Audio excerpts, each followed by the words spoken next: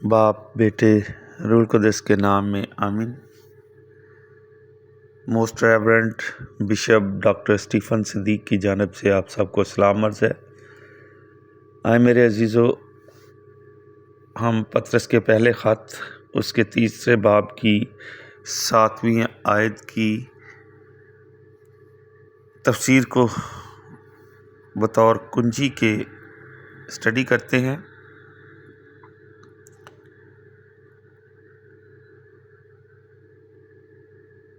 سب سے پہلے ہم پطرس کے پہلے خط کے 3 باب کی 7ویں آیت کو پڑھتے ہیں۔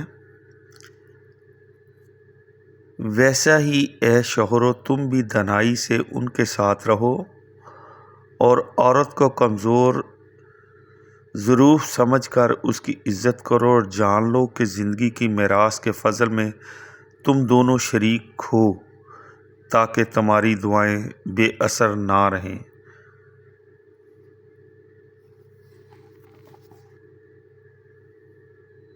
خدا کا کلام پڑھا اور سنا جانا ہم سب کے لیے باعث برکت ہو۔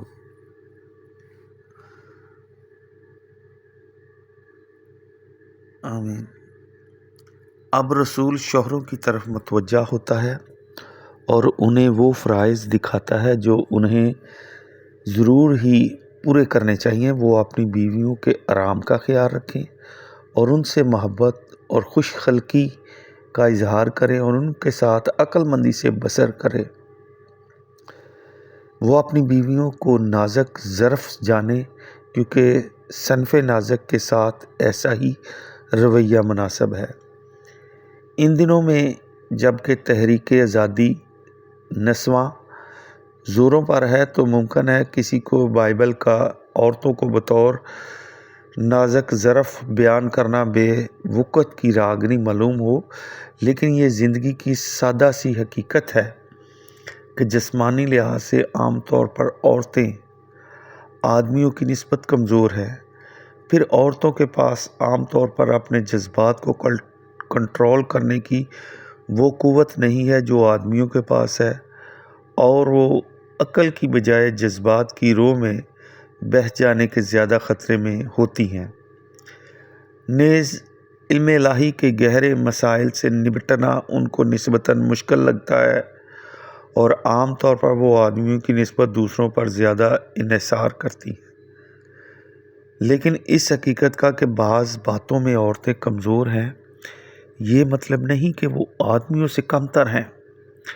بائبل کبھی یہ نہیں کہتی، اور نہ اس کا یہ مطلب ہے کہ بعض باتوں میں وہ زیادہ مضبوط یا باعتماد نہیں ہو سکتی۔ بہرحال یہ ایک حقیقت ہے کہ عام طور پر عورتیں مردوں کی نسبت مسیح کے ساتھ زیادہ مخلص ہوتی ہیں، اور وہ لمبی مصیبتوں اور دکھوں کو زیادہ مشکل مزاجی سے برداشت کر سکتی ہیں۔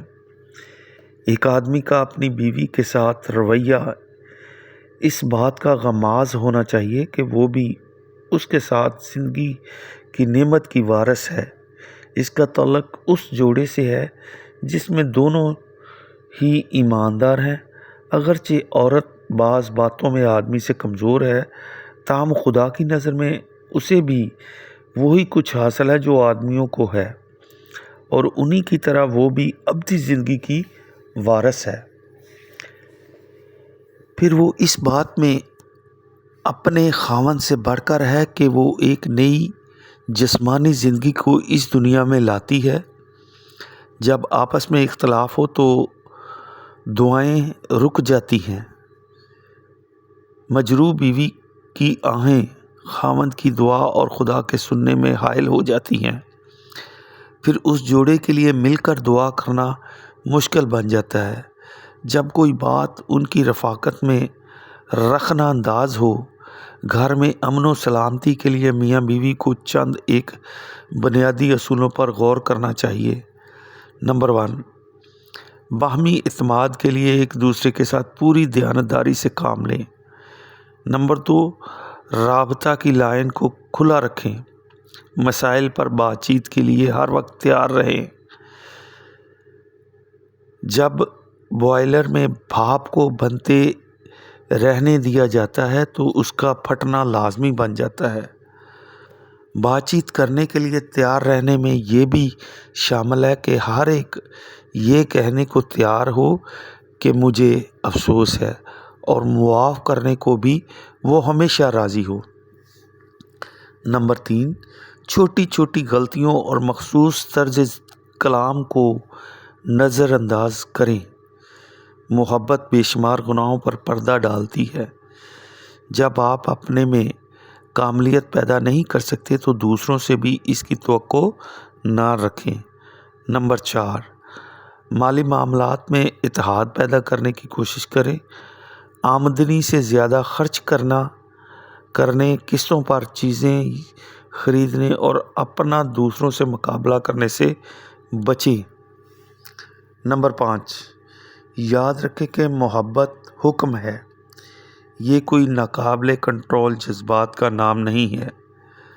محبت کا مطلب وہ کچھ ہے جس کا کرنتھیوں کے نام پولس رسول کا پہلا خط اس کے 13 باب میں بیان ہے۔ مثلاً یہ آپ کو دوسروں کے سامنے اپنے شریک زندگی پر نکتہ چینی کرنے یا اس کی مخالفت کرنے سے روکے گی۔ محبت آپ کو اپنے بچوں کے سامنے لڑنے جھگڑنے سے منع کرے گی۔ ان سے اور دیگر سینکڑوں طریقوں سے محبت گھر میں خوشگوار ماحول پیدا کرتی ہے اور لڑائی جھگڑوں اور علیحدگی کے امکان کو ختم کر دیتی ہے۔ خدا ہم سب کو اپنے اس کلام کو پڑھنے اور سمجھنے اور اس پر عمل کرنے کی توفیق عطا فرمائے۔ اس کے ساتھ ہم آیت نمبر 8 کو بھی اسٹڈی کر لیتے ہیں۔ تیسرے باب کی 8ویں آیت، غرض سب کے سب یک دل، ہمدرد، برادرانہ محبت رکھنے والے، حلیم اور فروتن ہو۔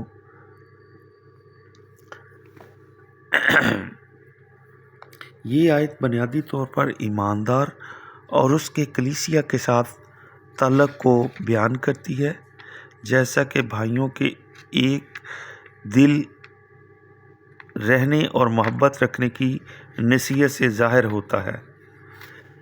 باقی 3 نصیحتوں کو اطلاق وسیع ہو سکتا ہے۔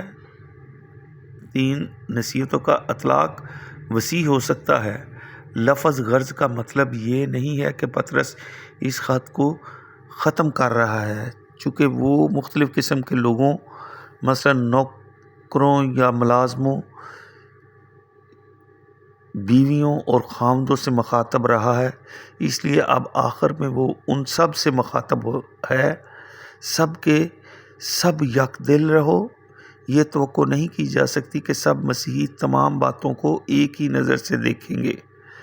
وہ مطابقت تو ہوگی لیکن یگانگت نہیں۔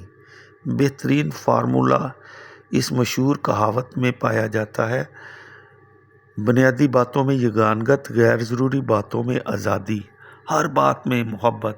ہم ایک دوسرے سے برادرانہ محبت رکھیں۔ برادرانہ محبت رکھو۔ ایک نامعلوم مصنف لکھتا ہے، خدا ہم سے یہ نہیں پوچھتا کہ ہم کس کو اپنا پڑوسی بنانا چاہتے ہیں، یہ بات ہمارے لیے طے کر دی گئی ہے، بلکہ ہمیں اپنے فطری رجحان اور پسند سے بالا ان سے محبت رکھنی چاہیے۔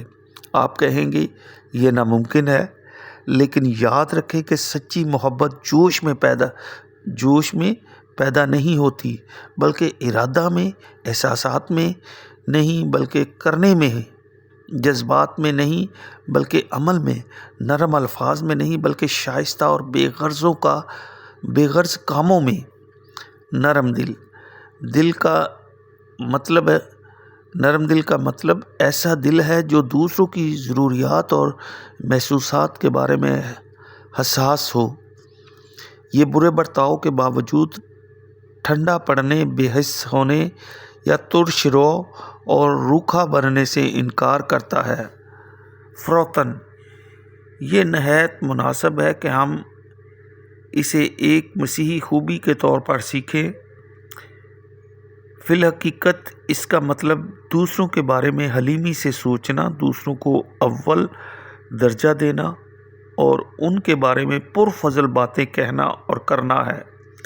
فوراً اپنی خدمات سے پہلے دوسروں کی خدمت کرتا ہے، دوسروں کی خدمت کرنے کے موقع کی تلاش میں رہتی ہے اور اپنے ساتھ مہربانی کے سلوک پر فوراً شکر ادا کرتی ہے۔ یہ کبھی بھی اکڑ، بیہودہ اور گستاخ نہیں ہوتی۔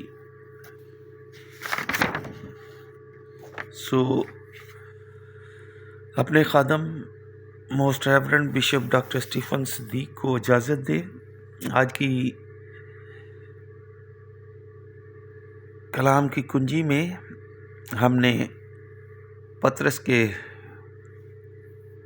پہلے خط اور اس کی تیسرے باب کی